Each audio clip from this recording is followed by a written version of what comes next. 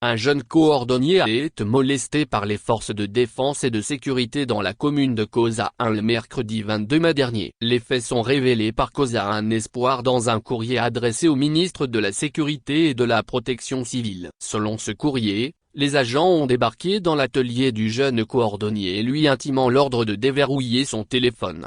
Ce dernier, ayant refusé de s'exécuter, ne comprenant rien de la situation, a été malheureusement molesté par les agents. Ci-dessous le courrier adressé par Cosa Espoir au ministre. Cara, le 24 mai 2024.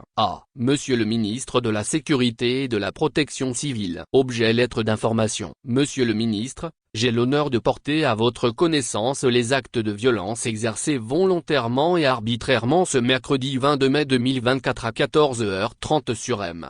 Eyoug Kudjukabalo, jeune entrepreneur dans la commune de Cosa 1, par des éléments de force de sécurité qui seraient en stage au camp groupement de Cara.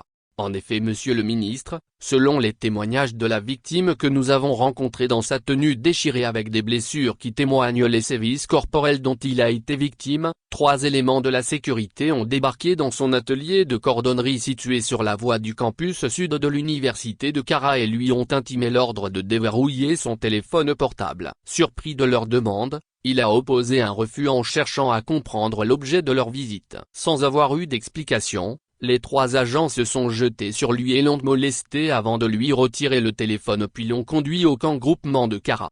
Il a été écouté par un lieutenant qui l'informe que ces éléments étaient passés vérifier son téléphone pour s'assurer qu'il n'avait pas pris d'image quand il faisait le sport. Son portable a été fouillé sans trouver aucune image. Il était donc injustement accusé et violenté. Relâché par le lieutenant, la victime s'est confiée au bureau du citoyen de la commune de Cosa 1 qui l'a dirigé vers la police. Mais cette dernière s'est vue incompétente pour agir. Ne pouvant plus supporter les douleurs au lendemain, la victime est retournée dans la journée du jeudi 24 mai 2024 à la gendarmerie demander des soins au lieutenant.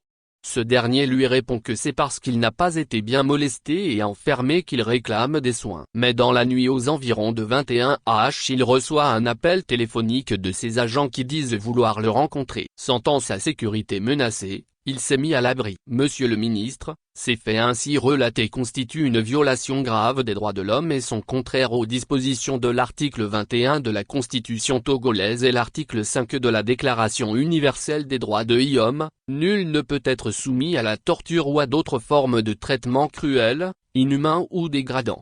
Dans le cas d'espèce, ce comportement arbitraire des agents des forces de sécurité constitue une bavure policière et un abus d'autorité qui viole les alinéas premiers des articles 15, 16,17 et 20 de la Constitution togolaise et l'article 9 du Pacte international relatif aux droits civils et politiques ratifié par le Togo. Tout individu a le droit à la liberté et à la sécurité de sa personne.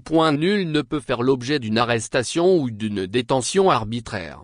Nous dénonçons avec la plus grande vigueur cet abus qui expose dangereusement nos populations aux brimades et qui sape le vivre ensemble malgré vos efforts pour affermir les liens civilo-militaires.